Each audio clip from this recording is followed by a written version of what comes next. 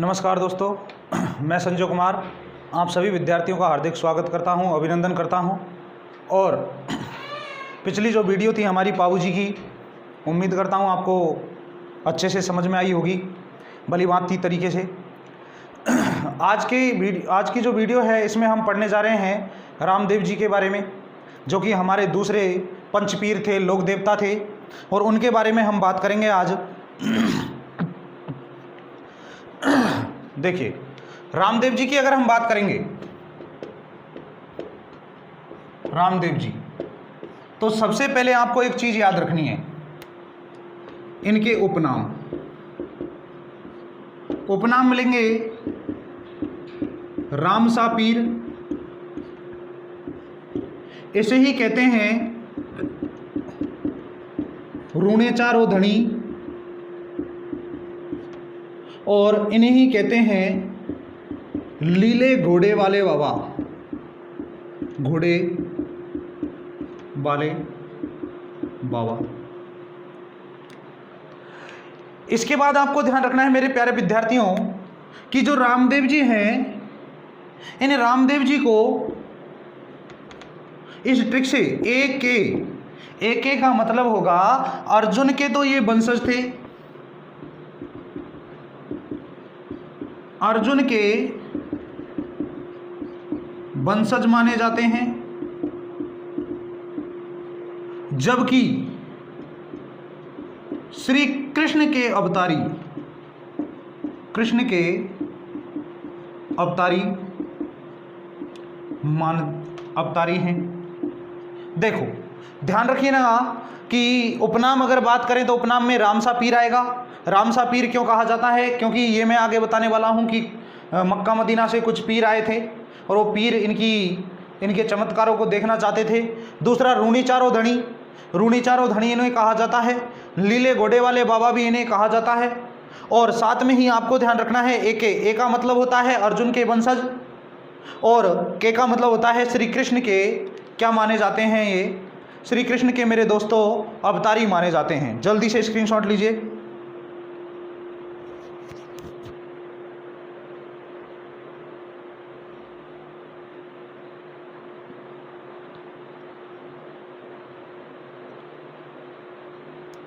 देखिए, अब one liner question में अगर अपन बात करें तो सबसे पहले अपन बात करेंगे इनके जन्म की। तो इनका जो जन्म है वो जन्म 1409 ईस्वी में, 1409 ईस्वी में उड़ू काश्मीर शिव तहसील, और ये है कहाँ पर? बाड़मेर में। ध्यान रखना, उड़ू काश्मीर गांव है इनका, शिव तहसील है, और शिव तहसील जो है वो है कहाँ पर? बाड़मेर में है। और जन्म होता किस दिन है? भाद्रपद शुक्ल द्वितीया, यानी मेरे दोस्तों इसी दिन को कहा जाता है बावेरी बीज,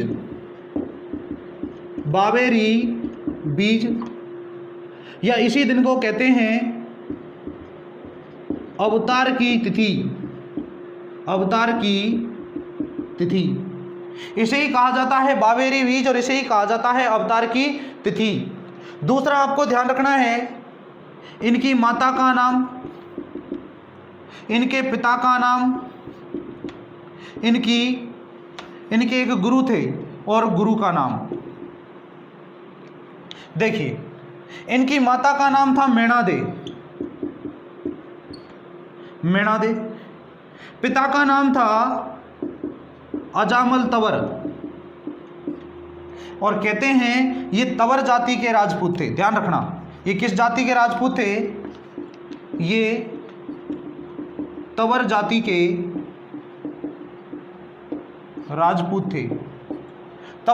राजपूत थे। अब हम बात करेंगे इनकी पत्नी की, इनके गुरु की, इनके भाई की, और फिर इनकी कहानी के बारे में बात करेंगे। उससे पहले आप एक बार स्क्रीनशॉट लीजिए दोस्तों।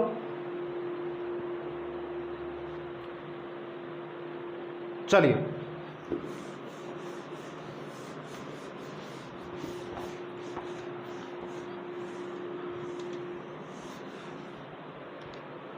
देखिए,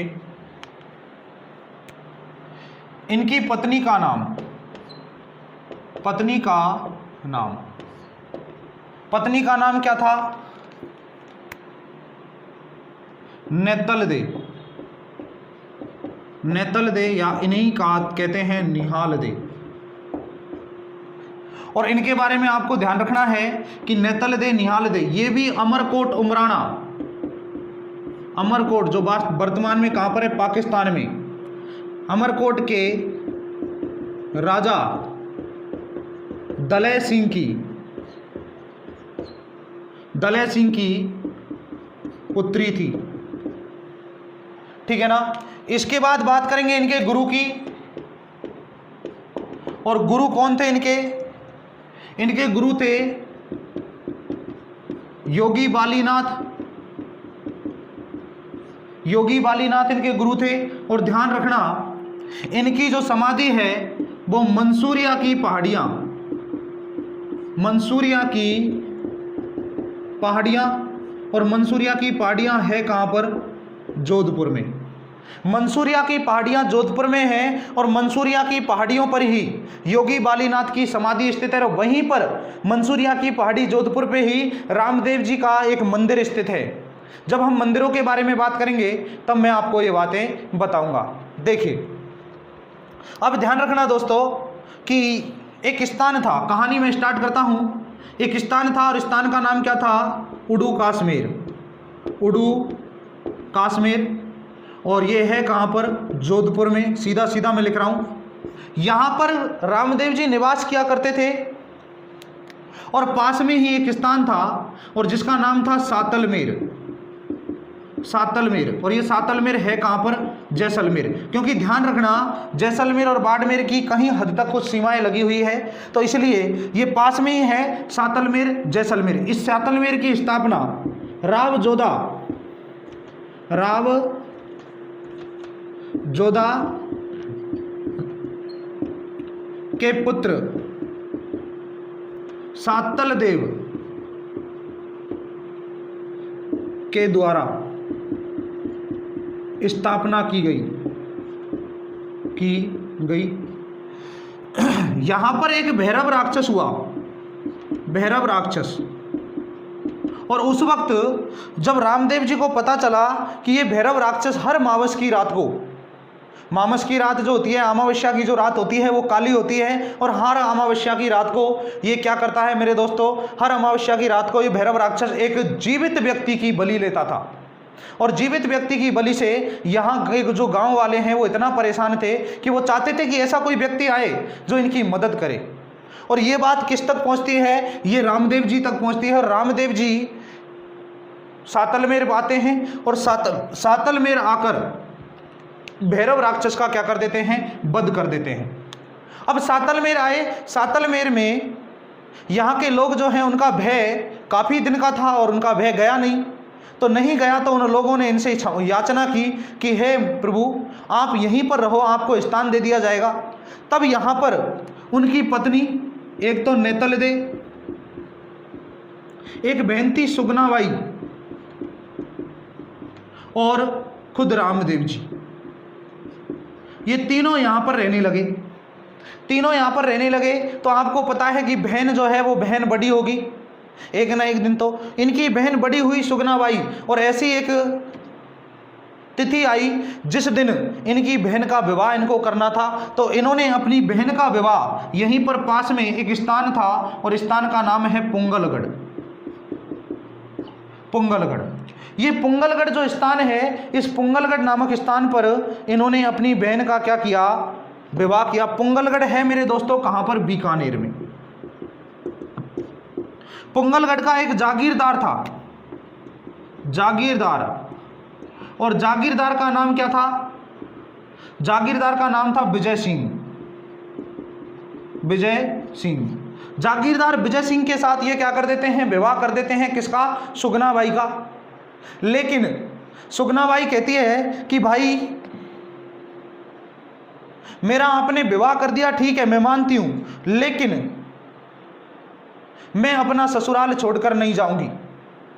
मैं अपना पियर मायके छोड़कर नहीं जाऊंगी, मैं यहीं पर रहूंगी। कहां पर? सातलमेर में।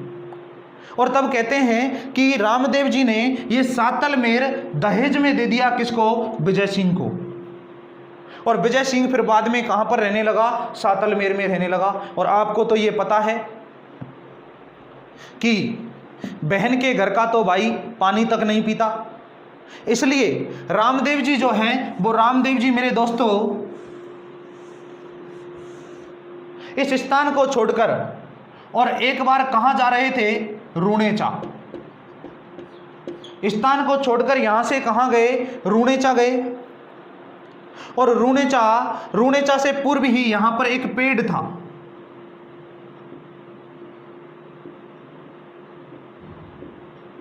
एक पेड़ था और इस पेड़ के नीचे रामदेव जी क्या कर रहे थे? आराम कर रहे थे। पेड़ के नीचे रामदेव जी आराम कर रहे थे। और आराम करते हुए इनको लगा, सोते हुए जब इनको पता चला कि ऐसा लग रहा है कि कोई छोटी बच्ची जो है रुदन कर रही है, रो रही है। और छोटी बच्ची जब रो रही थी, उनकी आवाज़ इनकी कानों में पड़ी, तो इन्होंने उस छोटी बच्ची को पास में बुलाया और उसी का नाम था डाली बाई। और इस डाली बाई को इन्होंने मुंह बोली बहन बनाया। इस डाली बाई से इन्होंने कारण पूछा कि बहन आप मुझे बताओ कि आपका रोने का कारण क्या है। तो डाली बाई ने बताया कि भाई हम मेघवाल जाति से हैं, निम्न जाति के व्यक्ति हैं, तो यहाँ के जो लोग हैं हमें नहीं रहने देते। तब मेरे दोस्तों जो रामदेव जी हैं, उन रामदेव जी ने रूणेचा में एक पंथ की स्थापना की और उसका नाम था कामड़िया पंथ। तो जल्दी से मेरे प्यारे विद्यार्थियों इसका स्क्रीनशॉट लीजिए, फिर अपन बढ़ते हैं आगे।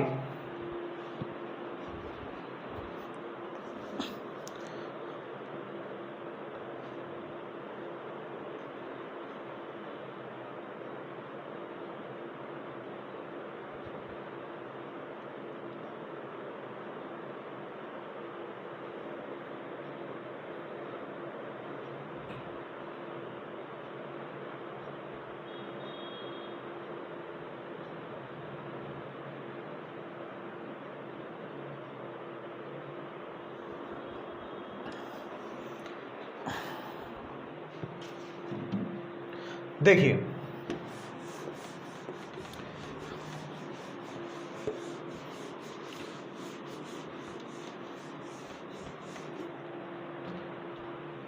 अब हम बात करेंगे कामड़िया पंथ की। कामड़िया पंथ, और कामड़िया पंथ की स्थापना कहाँ की थी? स्थापना रूणेचा में रामदेव जी ने की थी, ठीक है ना। दूसरा ध्यान रखना, ये कामड़िया पंथ है कहाँ, है क्या चीज? तो मेघवाल जाति के लोगों को समाज में स्थान दिलाने के लिए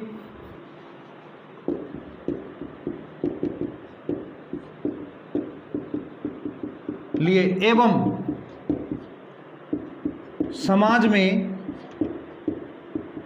व्याप्त ऊंच नीच एवं छुआछूत को समाप्त किया। यानी कि ये जो कामड़िया पंथ था, इस कामड़िया पंथ का एक मुख्य उद्देश्य था दोस्तों। और मुख्य उद्देश्य जो है वो मुख्य उद्देश्य ये है कि यहाँ पर जितने भी निम्न वर्ग के लोग थे, निम्न जाति के लोग थे, मेघवाल जाति के लोग थे, उन लोगों को समाज में एक स्थान दिलाया। और समाज में स्थान दिलाने के साथ साथ ही छुआछूत, ऊंच नीच, जातिगत भेदभाव उसको समाप्त करने के लिए इन्होंने किसकी स्थापना की थी? कामड़िया पंथ की। दूसरा ध्यान रखना, कामड़िया पंथ की महिलाएं शरीर पर 13 मंजीरे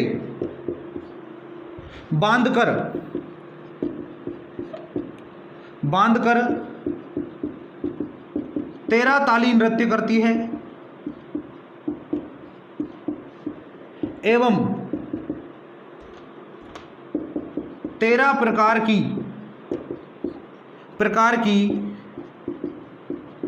कलाएं दिखाती है। यानी ध्यान रखना, 13 ताली नृत्य जो प्रचलन में आया वो कौन करती है? कामड़िया पंथ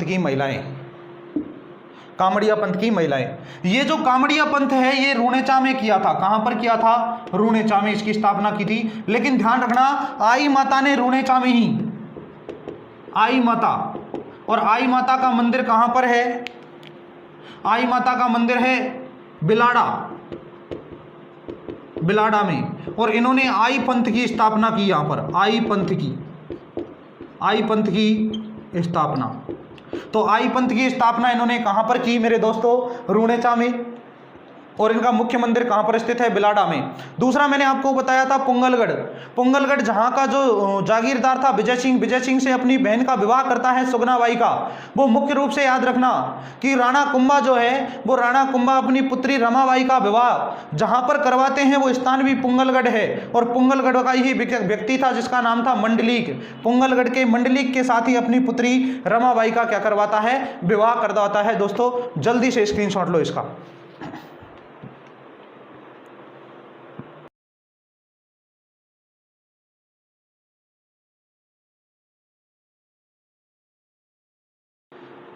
अब देखिए दोस्तों,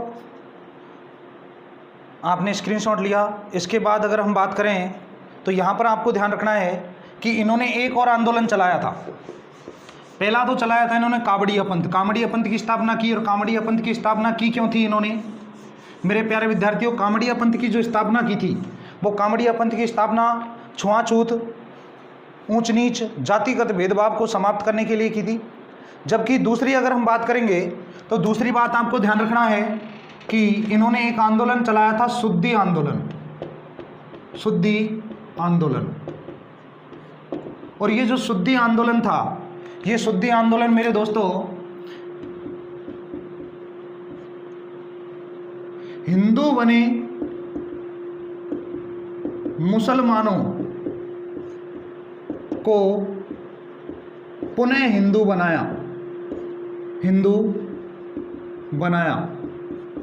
यानी कि जो हिंदू व्यक्ति थे वो मुसलमान धर्म उन्होंने अपना लिया था, इस्लाम धर्म उन्होंने अपनाया, पुनः उनको हिंदू धर्म में परिवर्तित किया। ये शुद्धि आंदोलन इसलिए चलाया। दूसरा एक चीज आपको ध्यान रखना है, एक होती है रीखिया, एक होती है पर्चा, एक होती है नेजा, एक होती है पगल्या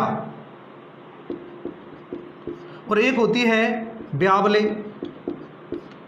देखो दोस्तों, रीखिया जो है, रीखिया ये मेघवाल जाति के भक्तों को कहा जाता है, मेघवाल जाति के भक्तों को। दूसरा पर्चा, रामदेव जी से संबंधित घटना। तीसरा नेजा, 5 रंग की ध्वजा, 7 रंग की ध्वजा। पगल्या, इनके पद चिन्ह या फिर पैरों के निशान, इनको पूजा जाता है। ब्यावले, इनके भजनों को कहा जाता है। जम्मा जो है, जम्मा एक शब्द और लिखना, जम्मा। और जम्मा जो कहा जाता है वो मेरे दोस्तों रात्रि जागरण को कहा जाता है, रात्रि जागरण। यानी ध्यान रखना, देखो शुद्धि आंदोलन जो चलाया था वो शुद्धि आंदोलन किस लिए चलाया था? ये शुद्धि आंदोलन मेरे प्यारे विद्यार्थियों इन्होंने चलाया था कि जो हिंदू बने हुए मुसलमान लोग हैं उन मुसलमानों को वापस हिंदू में इन्होंने कन्वर्ट किया, बनाया। दूसरा, रिखिया जो है, रिखिया किसे कहा जाता है? मेघवाल जाति के जो भक्त हैं उनको कहा जाता है। तीसरा, पर्चा जो है वो पर्चा रामदेव जी से संबंधित घटना, जो पर्चा कि आप 1000 बांटोगे आपका भला हो जाएगा, इस प्रकार से पर्चा। दूसरी बात, नेजा जो है 7 रंग की ध्वजा को कहते हैं। पगला, पद चिन्ह, जहां पर इनके पद चिन्हों की पूजा की जाती है। ब्यावले, ब्यावले इनके भजनों को कहा जाता है। और तीसरी बात अगर बात करें अपन तो जम्मा, और जम्मा कहा जाता है रात्रि जागरण को। जल्दी से स्क्रीनशॉट लीजिए मेरे दोस्तों।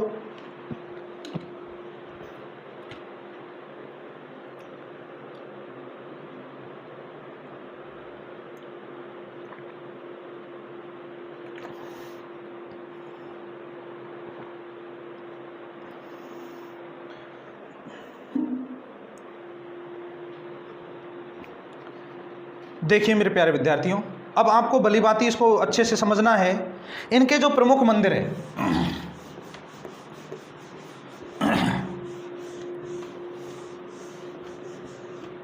इनके प्रमुख मंदिर की जब हम बात करेंगे तो एक आपको मिलेगा, देखो एक मिलेगा रूणीचा, पहला मिलेगा रूणीचा। और रूणीचा है कहां पर? यह भी आपको ध्यान रखना है मेरे दोस्तों, जैसलमेर में। रूणीचा कहां पर है? जैसलमेर। और यहां पर रामदेव जी का सबसे बड़ा मंदिर। दूसरा है मंसूरिया की पहाड़ी, और ये मंसूरिया की पहाड़ी कहां पर है? जोधपुर में, ठीक है ना। और मंसूरिया की पहाड़ी जो है यहां पर गुरु योगी बालीनाथ की समाधि, और पास में ही रामदेव जी का मंदिर। इसके बाद ध्यान रखना मेरे प्यारे विद्यार्थियों, इनका तीसरा जो मंदिर मिलता है वो खुंडियास। एक तो बैराठिया में है, बैराठिया, और बैराठिया है कहां पर? पाली में। चौथा जो है खुंडियास, और खुंडियास है अजमेर। खुंडियास अजमेर में इनका मंदिर है, खुंडियास। और खुंडियास है कहां पर मेरे दोस्तों? अजमेर में। और एक और मंदिर इनका है वो है छोटा रामदेवरा, और छोटा रामदेवरा है गुजरात में। यानी भारत की जब बात आएगी तो ध्यान रखना 5वां, और ये है छोटा रामदेवरा, छोटा रामदेवरा। और छोटा रामदेवरा है कहां पर? गुजरात में दोस्तों। कहां पर है? गुजरात में। तो ध्यान रखना इनके 5 मंदिर हैं। 5 मंदिर कौन कौन से? रूणेचा जो कि जैसलमेर में है, और रामदेव जी का सबसे मुख्य मंदिर है, बड़ा मंदिर है।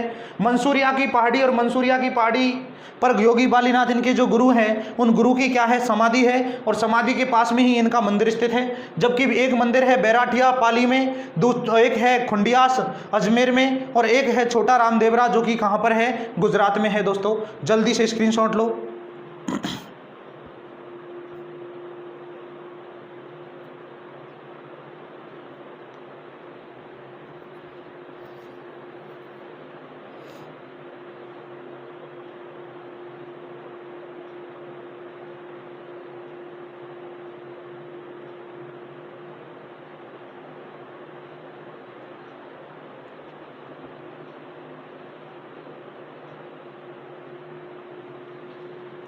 देखिए दोस्तों,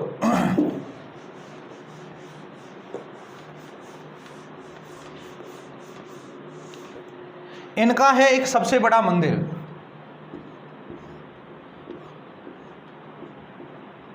और सबसे बड़ा मंदिर है कहां पर? ये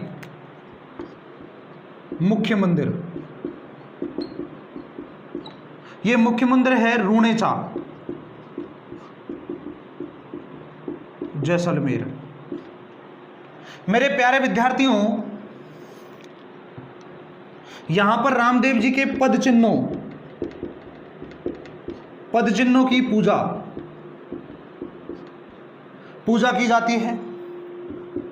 दूसरा आपको ध्यान रखना है कि यहां पर 1458 ईस्वी में राम सरोवर झील के किनारे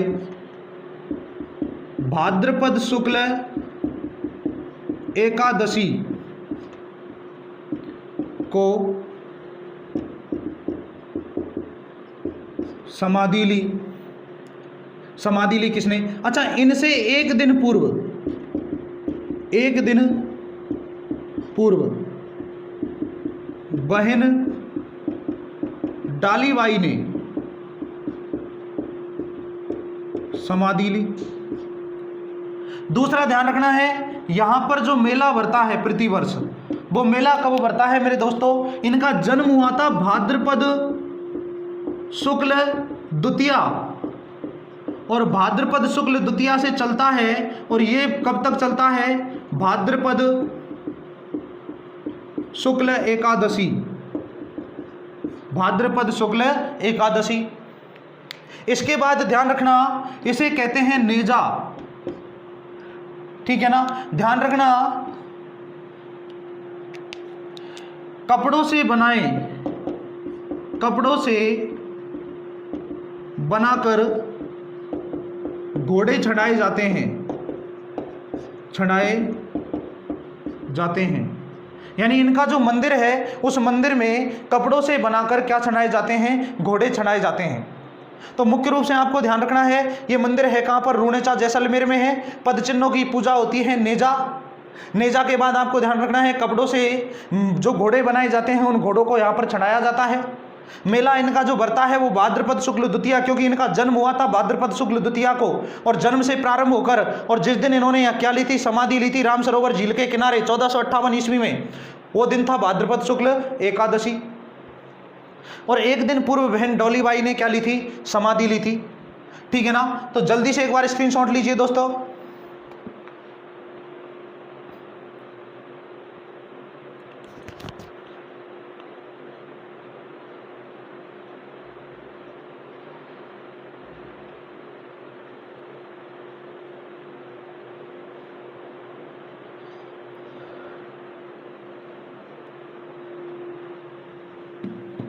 अब देखो,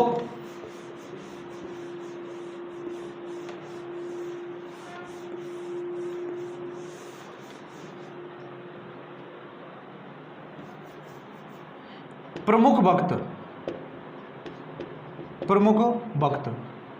एक तो है लक्खी बंजारा, दूसरा है रत्ना राय का, और एक है हरजी भाटिया। ये तीन जो हैं इनके मुख्य भक्त थे। दूसरा, रामदेव जी के द्वारा, या रामदेव जी ने 24 वाणियां नामक ग्रंथ लिखा। और तीसरा आपको ध्यान रखना है, रामदेव जी की फड़।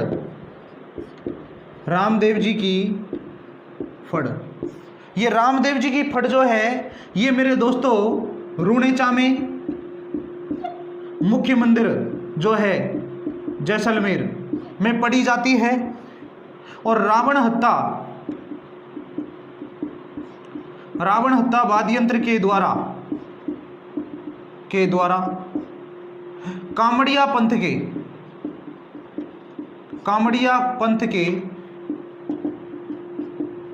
के भोपाओं के द्वारा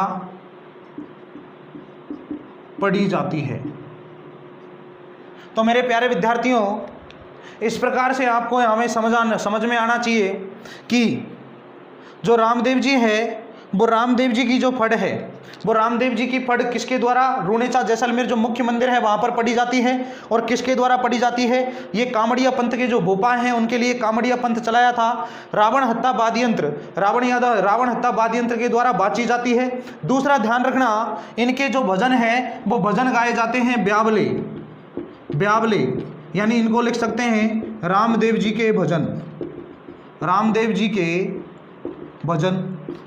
इनके प्रमुख जो शिष्य थे या भगत थे वो भगत कौन कौन थे, लक्खी बंजारा, रत्ना रायका और हरजी भाटिया। ये सारे के सारे भक्त किसके थे, रामदेव जी के थे। तो इस प्रकार से मेरे प्यारे दोस्तों ये रामदेव जी हमारा कंप्लीट होता है। उम्मीद करता हूँ आपको भली भांति समझ में आया होगा।